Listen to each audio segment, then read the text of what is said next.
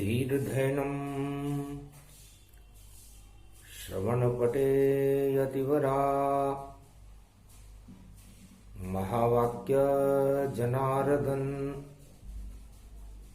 सच्चिदानन्दत्वं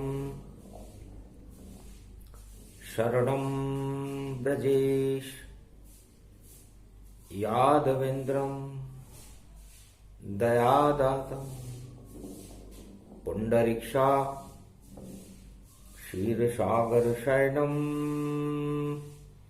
कमलनयनं नमस्तुते नमामि श्रीहरि। धैर्य से जिसको धारण किया जाता है, कर्णपटुओं से जिनका पान किया जाता है,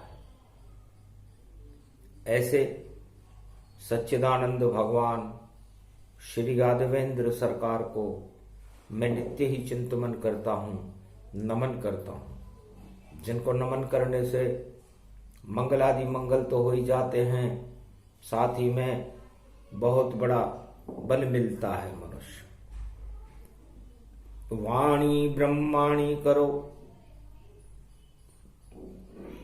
वाणी पर नितवास, राम कथा वर्णन करूं पूर्ण कर्मा आस। मैया मोहे या ब्रज लागे प्यारी, मैया मोहे या ब्रज लागे प्यारी। श्याम रंग ब्रज धाम बन्यो यो, इसमें राधा न्यारी। गोलोकन पारस से निकली, यह राधा प्यारी। मैया मोहे लागे ये ब्रज प्यारी। मेरे अंग गोवर्धन बन गयो, और मैं बन गयो गिरधारी। और मेरे अंग से बरसाने में, और देखो जन्मी राधे प्यारी। दोनों अंग एक ही जानो, राधे गोविंद सृष्टि सारी। और ये ब्रज धाम बन्यो अति पावन, जहां नाचे राधे गोविंद बांके बिहारी। अगहन बास सुरो सुर जानो, देव प्रगट गए भारी। और 33 करोड़ देवन के संग में नाच रहे रे गिरधारी। गोप ग्वाल सब नाच रहे हैं, और बल खावे जमुना प्यारी। धन्य धन्य ब्रज धाम यो ब्रज है, जहां गोप ग्वाल संग बांके बिहारी। भगवान कृष्ण कहते हैं कि अगन का महीना है, बड़ा महत्वपूर्ण है। अगहन में ज्ञान का अमृत पान करना चाहिए। ये भगवान कृष्ण ने गोप और ग्वालों से, राधे रानी मैया से कहा। ज्ञान का अमृत और ये गीता बड़ी महत्वपूर्ण है। राम रावण की लड़ाई से भी बड़ी लड़ाई महाभारत थी। भाई भाई की लड़ाई थी, और उस कुरुक्षेत्र मैदान में, उस भाई भाई की लड़ाई में मुझे अर्जुन को गीता का ज्ञान सुनाना पड़ा। महाभारत में तो अहंकार रावण के सर चढ़ बोल रहा, और पंपापुर में बाली था, जिसके आगे सुग्रीव डोल रहा। अहम जगत में है बड़ भारी, बुद्धि बिगाड़ देता है सारी। जब जब अहम प्रगट होई जावे, महाभारत वहां पर प्रगटावे। तो हिरणाकश में जब अहम भरा, उसको प्रहलाद ने हटाया था और राम नाम गुणगान किया, नरसिंह अवतार वहां आया था। हट गए सारे अहंकार और हिरणाकश मर जाए। सतयुग में भी सत्य का और फिर प्रकाश प्रगटाए। राम नाम के सत्य का प्रकाश सतयुग में हिरण्याकश्यप के लड़के प्रहलाद ने करके दिखाया। अगहन में हमें ग्रहण क्या करना चाहिए? अ का मतलब अमृत से है, राम नाम का अमृत ग्रहण करना चाहिए। और अ का मतलब अहंकार से। तो भक्त प्रहलाद ने राम नाम का अमृत ग्रहण कर लिया अगहन के महीने में, और हिरण्याकश्यप ने अहंकार का विषपान कर लिया अगहन के महीने में। आखिर दोनों में टकराट हुई, तब नरसिंह का अवतार हुआ और दानव शक्ति हार गई, मानवता का वहां प्रकाश हुआ। और फिर पंपापुर में त्रेता में बाली एक प्रगटाया था। शिव की कृपा थी उसके पास, जो सामने आवे आधा बल आया था। बाली को यह वरदान था कि उसके सामने जो भी आएगा उसका आधा बल उसके अंदर चला जाएगा, और जो उसके सामने आएगा वो पराजित होगा। सुग्रीव बराबर छोटा भाई बाली से सदा पराजित था, पर आ गए वहां पर रामचंद्र, और देखो मित्र का साथी था। सुग्रीव और राम की मित्रता और हनुमान कराए, और बाली का बल मिट गया, नाम निशान मिटाए। उसका लड़का अंगद जानो, बाली पुत्र अंगद को मानो।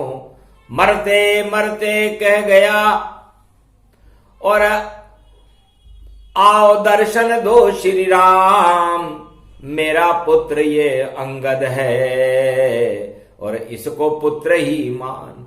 गोद बिठाओ आपके, आप हो राजा राम, और जितना बल त्रिलोक में उतना देओ इस अंगद को तमाम। अंगद को दे दो। मेरा बल तो अब नष्ट हो रहा है, क्योंकि आपने 7 ताड़ के वृक्षों के पीछे छिपकर मुझे तो मार दिया। कारण कमल नाथ मोहि मारा, मैं बैरी सुग्रीव वही प्यारा। कोई बात नहीं, आपने मुझे मारा, पर मेरी और आपकी क्या शत्रुता है। तब राम ने कहा था मारने और तारने का काम नारायण करते हैं। मैंने तो तुम्हें दंड दिया है, क्योंकि अयोध्या की सीमा में पंपापुर है, और अनुज सुता भगनी सुत नारी, नहीं कुदृष्टि को लोक विचारी। हमारे यहां एक कानून है कि भाई की स्त्री, पराई स्त्री, किसी उस पर यदि कोई कुदृष्टि डाले तो उसे छल बल कल किसी भी तरह मारना ही क्षत्रियों का धर्म है। और हमने उस धर्म का पालन करते हुए आपको दंड दिया है, क्योंकि आपने सुग्रीव की स्त्री तारा को अपनी गर्भगृह में बिठा करके और उसे छीन लिया। इस कारण दंड दिया तुझको, और इस कारण स्वर्ग का धाम दिया। अब क्या इच्छा मांगो वरदान, और देखो अंगद को गोद लिया। जितना तेरा बल है उससे और राम बल भी मिल जाए, ऐसी शक्ति अंगद को दी। और त्रेता में श्री राम, त्रेता युग में भगवान राम ने अंगद को यह शक्ति प्रदान की, और बाली जीवन मुक्त हो गया। मरते मरते उसने अमृत पान कर लिया था, वरना अहंकार का पान बाली के पास भी था।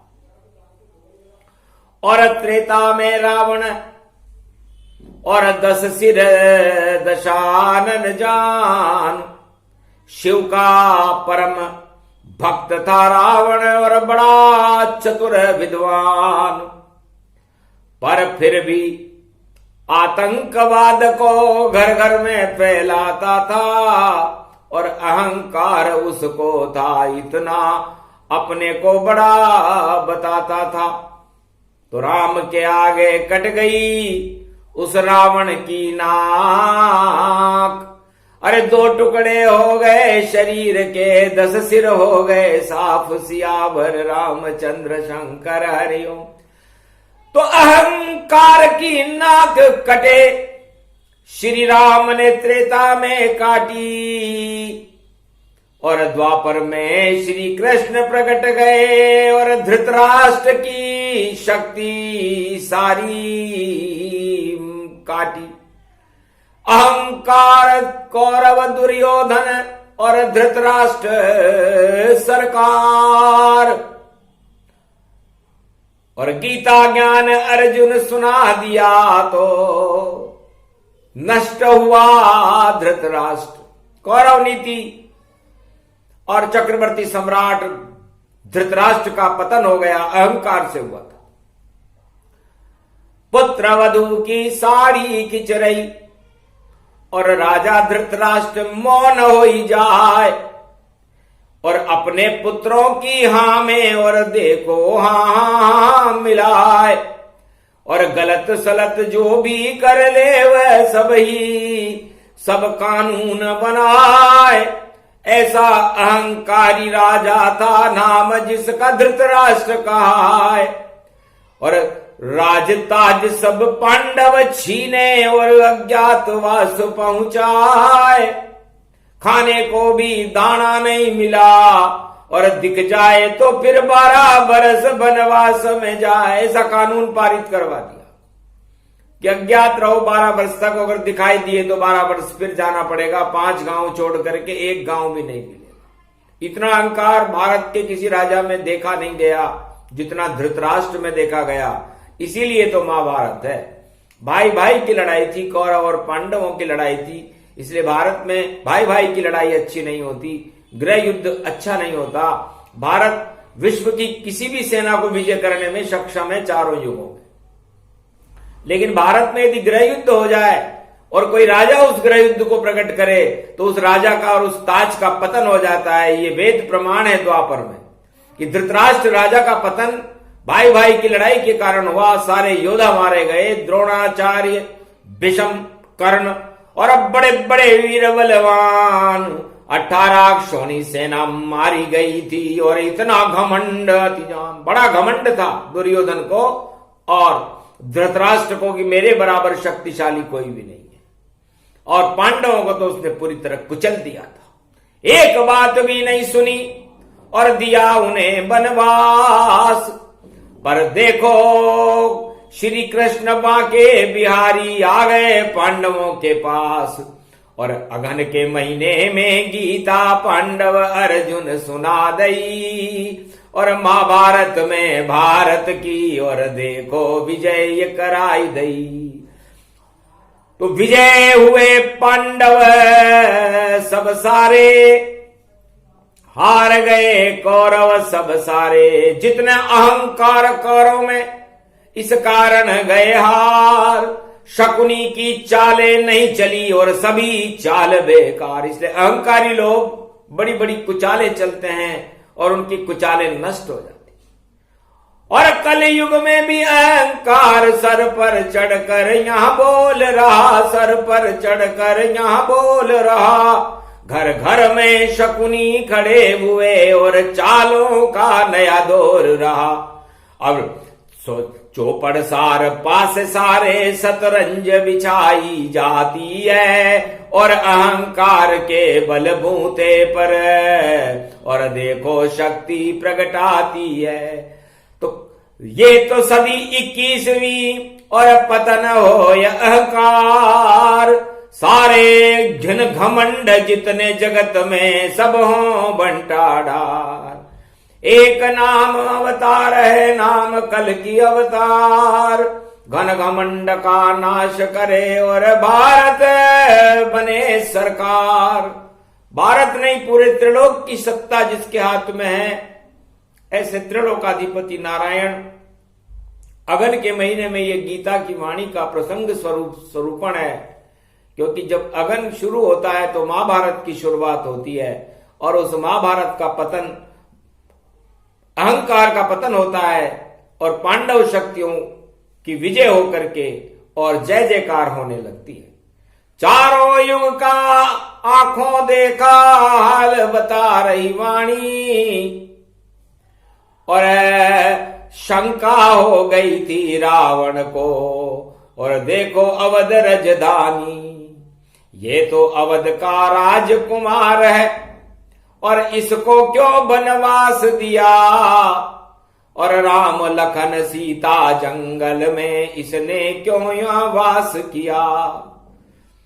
ये तो है साधारण बालक और फकीर समझानो इसे, और बिगड़ गई रे तकदीर भारत की, और देखो नष्ट नाबूद करें अहि रावण खरदूषण सारे, और देखो पंचवटी में आए अपहरण कर लो इस नारी का जो श्री राम के संग में आए, और मटिया में कर दो वध को, और नाम निशा लेने नहीं पाए, मेघनाद वहां राज करेगा ऐसा सपना रावण ने सजाए। देख रहा था सपना देखो, बड़े बड़े हथियार जुटाए, छोटी सी लंका ये जानो, और देखो बुद्धि रावण बिगड़ी जाए, घन घमंड और अहंकार से हाहाकार रावण प्रगटाए, 10 मुख उसके हंसने लग गए और कुचाले रहा चलाए, सोने का मृग मरीच बनाकर देखो पंचवटी में आए, अपहरण कर लिया सीता का, और देखो विध्वंस नीति अपनाए। सीता बैठी अशोक वाटिका, और गिद्ध ने देखो प्राण गवाए, रक्षा कर सीता माता की, और देखो स्वर्ग धाम गति पाए, गले लगाया उसी गिद्ध को नाम जटायु पावन जान, दाह संस्कार कर रहे थे उसके देखो रामचंद्र भगवान, ऐसी सदगति मिली जटायु आज तक किसी को नहीं मिल पाए, या तो फिर मिली थी कर्ण को, और श्री कृष्ण सुभद्रा बलराम ने दाग लगाए, अहो भाग कर्ण को जानो जो ये सूर्य पुत्र कहलाए, अहो भाग धन धन ये जटायु जिसने प्राण भी दिए गवाए, और रावण की मति मारी जावे अहंकार इतना प्रगटाए, कूद गए हनुमान लंका में झरझर लंका गई जलाए।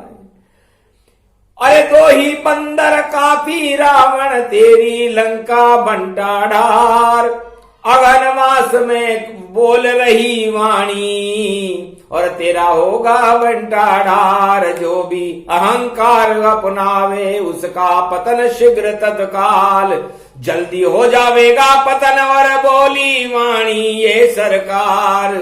और देखो सा स स स स स स स, और ये तो सब सत्य कहा है, रामेश्वर पूजा करी राम ने, और से सेतु बंध बन जाए। सेतु बंध, भगवान ने फिर भी पाप और पुण्य के बीच में एक सेतु बांधा रामेश्वर से लंका तक, कि भाई इस पथ पर जो भी चले सभी धर्म प्रगटाए, और जो इस सेतु पर चढ़े तो विजय उसकी हो ही जाए। सत्य का सेतु राम ने और नल नीलऊ दिया बांध, जामवंत की शक्ति थी और सबने धनुष लिए तान, पर रावण उस पर नहीं चढ़ा क्योंकि पाप नहीं चढ़ पाए।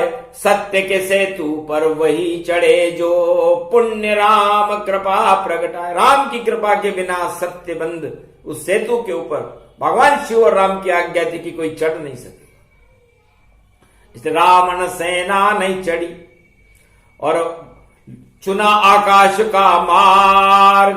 तो दो बंदर भी राम ने और देखो किए तैयार, सेतु बंद पर मत जाओ तुम, सीधे जाओ आकाश के मार्ग। पवन पुत्र ये ले लो मुद्रिका और कर देव सीता को तत्काल।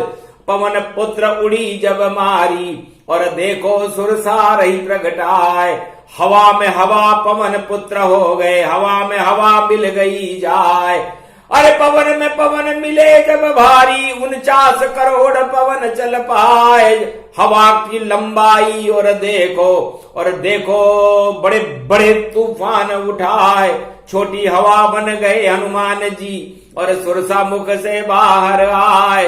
हाथ जोड़कर सुरसा चल गई, आशीर्वाद दे गई माए। जाओ पवन पुत्र विजय तुम्हारी और लंक करो अब तुम साकार। और लंकनी के तुम मुक्का मारो, कर दो उसका बंटाढार। घर घर का तुम करो निरीक्षण, क्या शक्ति रावण सरकार। मशक समान रूप कपिधर कर पहुंच गए लंका के द्वार। मंदिर मंदिर प्रतिकर शोधा, देखे वहां पर अगणित जोधा। और महल रूप वैभव गति पाई, सीता नजर वहां नहीं आई। एक विभीषण का घर देखा, राम नाम का लेखा देखा। था पवन पुत्र सर शक्ति भवन, राम नाम भीतों पर अंकित था। तुलसी का पौधा अंदर उसके सा एक सुंदर भवन विभीषण था। लंका के दरबार में एक भवन सच होय, उसी भवन में हनुमान जी पहुंचे अगहन हो। अगहन के महीने में हनुमान जी महाराज प्रवेश कर गए। गुरु कुंभ राशि में प्रवेश कर रहा था। गुरु तत्वानि भूतानि, शिव जी ही तो जगत गुरु हैं। उनका 11वां रुद्र तो हनुमान है। और अगहन के महीने में गुरु भगवान श्री कृष्ण ने जो वाणी में गीता सुनाते हैं, ये गर्भ गीता आपको सुनाई जा रही है। जो लंका का युद्ध है, उस समय शक्ति वैभव गति थी और पति पत्नी ने किया प्रणाम। अहो भाग हमारे जो घर आए हमारे खुद हनुमान। और कैसे आए इस लंका में, यहां कोई तो आ नहीं पाए। घर जिंदा आ जाए यहां पर तो वापस वह जा नहीं पाए। धन्य धन्य तुम रामदूत हो, अतुलित बल के हो तुम धाम। बार बार अगहन के मास में रविवार को करे प्रणाम। सूरज जैसा तेज तुम्हारा कर दो अब उद्धार। और सीता मैया बैठी अशोक वाटिका और जाओ खुल रहे वहां पर द्वार। देव सभी शक्तियां उसको और माता रूप निहारो जार। और अगहन महीना देखो शुरू है, गुरु कुंभ में है साकार। तब हनुमान उड़ी जब मारी, पहुंचे अशोक वाटिका वारी। जनु अशोक वंगार तब दीन मुद्रिका डार। तब सीता साकार हो गई, देखी मुद्रिका पार। चकित चितव मुदरी पहचानी, और ये तो सर्वशक्ति गति जानी। माया ते असी रची नहीं जाई, राम नाम मुद्रिका बनाई। भगवती जगदम्बा सीता ने सोचा कि इस राम नाम की मुद्रिका को कोई भी राक्षस रावण माया से नहीं बना सकता। ये तो सत्य मुद्रिका है और ये मुद्रिका मेरे पति के हाथ में थी, यहां कौन लेकर के आया। तब प्रगटे वहां हनुमाना, अगहन मास गति में जाना। रामदूत में मातु जानकी, सत्य शपथ करुणा निधान की। राम आज्ञा से मुद्रिका लाया, माता दर्शन तेरा पाया। गुरु कुंभ में जब ये आया, महाभारत का योग बनाया। ये महाभारत का योग है। लंका और राम और रावण का भयानक युद्ध होगा और राम विजेता बनेंगे। इसलिए ये मुद्रिका आपकी रक्षा करेगी। इस मुद्रिका में आप राम जी का चित्र 1 महीने तक देखते रहो। 1 महीने बाद में और सब लंका नश जाए, पूरा अघन मास में और गीता रहे सुनाए। ये गीता जामवंत जी भगवान राम और वानरों को सुना रहे हैं, क्योंकि शक्ति देनी है। रावण के पास तो विज्ञान की भी शक्ति है, दुर्गा की शक्ति है, शिव की शक्ति है, लेकिन गर्भ गीता के ज्ञान को और जामवंत रहे सुनाए। और यही मुद्रिका देने माता मैं भी बाट अशोक में आया, अशोक वाटिका में मैं आया हूं। धन्य धन्य बेटा और नाम तुम्हारा काम, जब तक सूरज चांद रहे तुम बने रहो हनुमान। चारों युग प्रताप तुम्हारा हे प्रसिद्ध जगत उजियारा। जाओ, चारों युगों में तुम्हारा प्रताप रहेगा। अष्ट सिद्ध नवनिधि करी दाता, असुबर दीन जानकी माता। ये वरदान अगन के महीने में जिनका घन घमंड निर्मल मन जन सो मोहि पावा, मोहि छल छिद्र कपट नहीं भावा। मिला शक्ति वरदान और मिले गए देखो हनुमान, अतुलित बल के धाम हो गए और दास राम का जान। जो हनुमान जी राम के चरणों के दास हैं, उनको अतुलित बल बना दिया। शक्ति की कृपा के बिना कोई सिद्धि नहीं मिलती, अहंकार नहीं हटता। इसलिए जाओ, हटाओ रावण के अहंकार को और पाप की लंका देव जलाए। आज्ञा सीता माता की है, इसको तुम साकार दिखाए। तब कहा हनुमान ने हंस करके, जो चाहो मां वह हो जाएगा। अगर आपकी ऐसी इच्छा है तो लंका काल अब आएगा। तो लंका काल हनुमान बन और पहुंचे वाट अशोक। सारे वृक्ष ही तोड़ दिए और अक्षय की हुई मौत। अक्षय कुमार रावण के लड़के को मार डाला, जो उसकी पहरेदारी कर रहा। तब वहां मेघनाद एक आवा, पुत्र रावण का वह कहलावा। ब्रह्म पास जब उसने चलाई, बंध गए हनुमान जति जाई। ब्रह्म पास मानू नहीं तो नियम बिगड़ सब जाए। रावण के दरबार में पहुंचे अतुलित बलदाय। हनुमान जी महाराज पहुंच गए, रावण शर्मा गया देख कर और बाका बजरंग स्वरूप। कौन हो वानर जो यहाँ पर और तोड़ फोड़ करे रूप, कौन हो तुम? तब कहा राम का दूत हूं मैं, सीता को रावण छोड़ो तुम। और राम खड़े हैं रामेश्वर के तट पर और उनसे नाता जोड़ो तुम। तब हंसने लगा रावण, और तेरी क्या औकात, अभी बताता हूं तुझे। और रावण यहां सरकार, ये रावण सरकार है, यहां परिंदा भी पर नहीं मार सकता और मेरी आज्ञा के बिना यहां न कोई आ सकता न कोई जा सकता। हंसने लगे हनुमान तो जो इच्छा कर ले, जैसे आया वैसे जाऊंगा। राम सिया जय होए। जयकारा जब राम लगाया, रावण वहां बहुत तिल मिलाया। राम राम बोले लंका में और यहां तो शिव की शक्ति पुजाए। आग लगा दो इसकी पूछ में, ये बानर तो बड़ा चिल्लाए। तब विभीषण ने उठकर कहा, ऐसा करो महाराज, नीति विरोध न मारिए दूता। बोला विभीषण परम सपूता। महाराज, दूत को नृप नीति मनाई करती है, दूतों का वध करने में राजन। नृप नीति मनाई करती है, दूत का वध नहीं करना चाहिए महाराज, कोई छोटा मोटा दंड दे दो।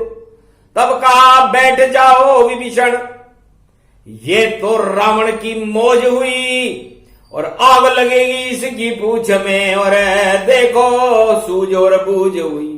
सारे पहरेदार बुलाकर तेल वहां कपड़े लाए और झरझर आग लगा दी पूछ में, पर हनुमान नहीं जल पाए। आग लग गई सब लंका को और रावण बहुत शर्माए। सारी लंका जल गई और आग बुझा नहीं पाए। हनुमान कूदे सागर में अपनी पूंछ बुझाए। वापस पहुंचे मां सीता के चरण में ढोक लगाए। चूड़ामणि उतार तब दयऊं हर्षित हनुमान कपिलयऊ कूद गए आकाश मार्ग से। और रावण बहुत घबराए, एक ही बंदर हवाई मार्ग से तहस नहस कर जाए। तब कूदे वहां शर्माई मधुबन के फल हनुमत खाई। विजय हो गई राम जी की, लंका जल गई अगन के महीने में, अहंकार जल गया। ये गुप्त गीता गर्भ गीता जामवंत जी सुना रहे थे, इतने में हनुमान जी आ गए और सारे वानर सेना में प्रसन्नता छा गई। चूड़ामणि देखकर हनुमान जी को राम जी ने गले लगाया और से भव फिर कहा राम ने हंस करके, एक बंदर लंका डुबाया। अब एक बंदर को और भेजेंगे, रावण का अहंकार नीचे आया। तब दूसरा बंदर अंगद था और जिसके बल थे राम। अरे तो लंका में अंधिक बंदर आया बाको, एक बंदर आयो बाको, एक बंदर आयो बाको। अरे लंकावासी सब झांको, एक बंदर आयो बाको। दो ही बंदर लंक में आवे और देखो कर गयो डाको। लंका में पड़ गयो डाको, एक लंक में आग लगा गयो, एक ने गिर मुकट गिरायो। राज ताज सब मुकट गिर गए, ऐसो नाच नचायो। घबरायो रावण बानर देख के, एक बानर पहले आयो और आग लग गई सब लंका में, यो दूसरों कहां से आयो। तब पकड़ लियो उस अंगद को भी, अंगद हाथ न आयो। पूछ बढ़ा ली उस अंगद ने और सिंहासन अपनो जमायो। रावण के दरबार में और लगा सिंहासन जाए, इतना ऊंचा सिंहासन था रावण छोटा पाए। उस पर बैठ गए अंगद गति जाना और डंका लंका में राम भगवाना। डंका बज गया वानर का अंगद रूप समान और इतना ऊंचा सिंहासन था रावण छोटा जान। रावण का सिंहासन छोटा हो गया, अंगद का बड़ा हो गया। तब कहा तुम कौन हो, क्या करने आए हो?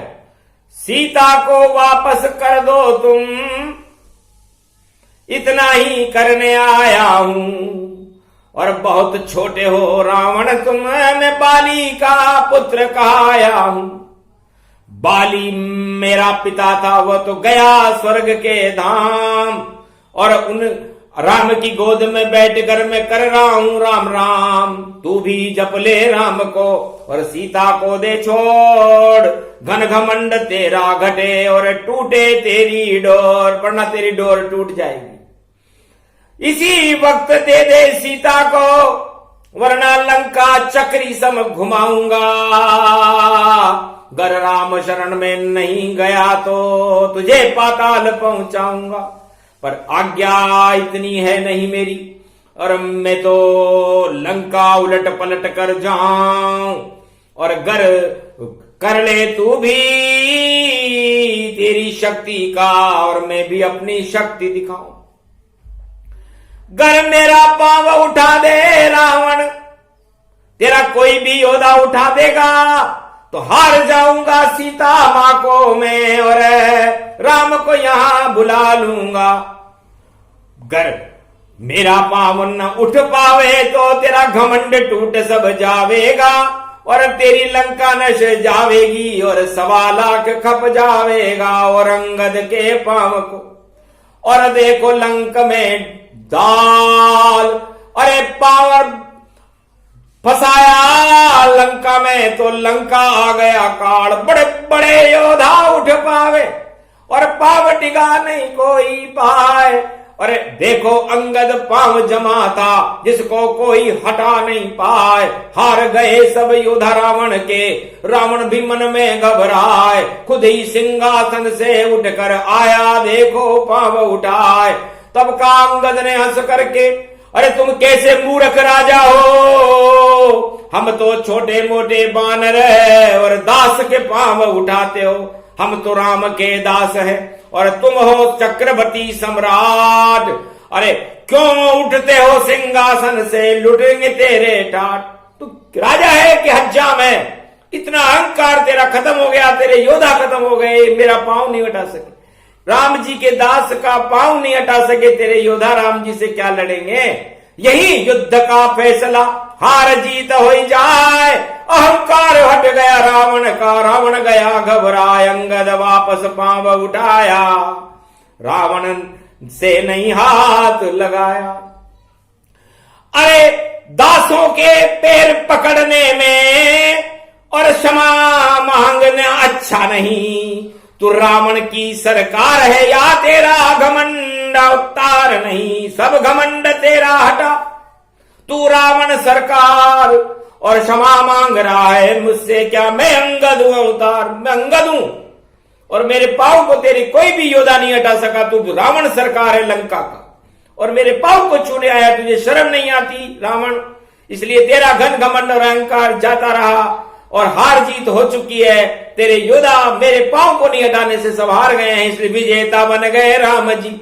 ये अगहन का मास, आगे भी अब विजय होएगी। जय जय राम सरकार। तो राम सरकार की विजय होगी और रावण सरकार की हार होगी। ये फैसला सुनाकर वापस अंगद कूद गया और आया राम दरबार और हार गई देखो अहंकार की सब रावण सरकार। तो अहंकार चारों युग में जिस राजा के सर चढ़ जाता है वह कभी जीत नहीं पाता है और रोज हार वह जाता है। चाहे कितनी भी वह क्षमा मांगे अंगद हनुमान डराता है। ये दो बंदर ही काफी है जो लंक उत्पात मचाता है। तो अंगद और हनुमान ने और विजय करा दी राम, बिना युद्ध ही विजय हो गए। बोलो जय श्री राम। बिना युद्ध के विजेता यदि कोई हुए लंका में तो वह श्री राम थे, जिनके दो बंदर और आकाश मार्ग से दो बंदर ही गए थे। एक थे हनुमान जी और एक थे अंगद। इन दोनों ने पूरे 1.25 अरब और सारे योद्धाओं को, कुंभकर्ण, मेघनाथ, अश्वनी कुमार, बड़े बड़े जो अक्षय कुमार जैसे योद्धा वहां पर थे, रावण थे, सबको पराजित कर दिया। बिना युद्ध के विजय हो गए और अगहन में श्री राम। ये प्रसंग पूरा हुआ, विजय हुई श्री राम। ऐसी विजय कलयुग में भी होगी, बिना युद्ध के विजय हो। और देखो अगहन मास गर्भ गीता सुना रहे हैं जामवंत भगवान। कहीं रीछ पति सुन हनुमाना, का चुप साध रहो बलवाना। कौन सो काज कठिन जग माही, जो नहीं होत तात तुम पाही। ऐसी गीता हनुमान को और जामवंत ने दी सुनाए। कूद गए हनुमान लंक में, अंगद कूदे जाए। तो अंगद और हनुमान जी अगन के महीने में लंका में कूद करके लंका को तहस नहस करके पूरी लंका, महाभारत से भी बड़ा युद्ध था, बिना युद्ध के ही विजेता बन गए। और गीता सुन करके पांडव विजेता बन गए। तो इतनी शक्ति होती है गीता में। इसलिए ग विद्याओं का प्रखंड है। महाभारत आगे शुरू होगा, उसमें भगवान श्री कृष्ण भारत में भारत के कल्याण के लिए गीता का अवतरण करेंगे और उस अवतरण का मुख्य बिंदु होगा अहंकार। तो जिसमें भी भारत में या विश्व के किसी भी राजा में अहंकार होगा, उसका अहंकार जिस तरह रावण का अहंकार हट जाएगा, जिस तरह कौरव का अहंकार हट जाएगा और विजेता श्री राम बनेंगे। जय श्री राम। ये प्रसंग था विजय का, गर्भ गीता का ज्ञान। और कृष्ण भी सुना रहे हैं अगहन मास में आन, अगहन मास में पूरा ही चले गीता का ज्ञान। चारों युग में गीता आती और कभी अंत नहीं। मान गीता का कभी समापन ही नहीं होता, गीता कभी समाप्त नहीं होती। ये तो जब अधर्म बढ़ जाता है, अहंकार बढ़ जाते हैं, मानवता समाप्त होने लगती है, तब अंतरिक्ष में गीता का प्रागट्य भगवान श्री कृष्ण बोलने लगते हैं।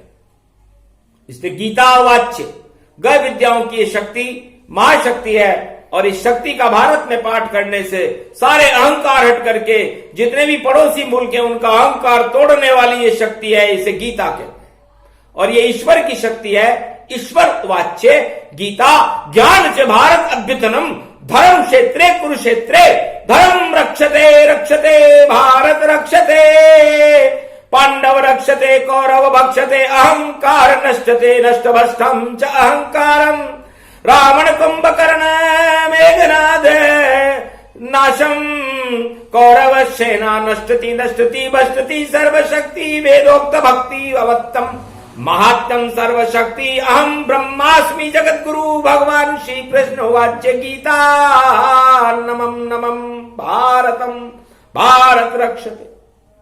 इससे भारत की रक्षा के लिए भगवान हर युग में गीता का अवतरण करते हैं, और जब गीता का अवतरण होता है तो बड़े बड़े राजाओं का अहंकार नष्ट हो जाता है और मानवता का कल्याण होकर के ईश्वर शक्ति और निराकार ज्योति का प्रकाश भारत में फैल जाता है, पूरे विश्व में फैल जाता है और अंधकार हट जाता है। बोलो जय श्री कृष्ण, जय श्री राम। ये प्रसंग जो भी सुने मानव रूप प्रसंग, दानवता का नाश हो और बरसे श्री कृष्ण के रंग। बोलो जय श्री कृष्ण।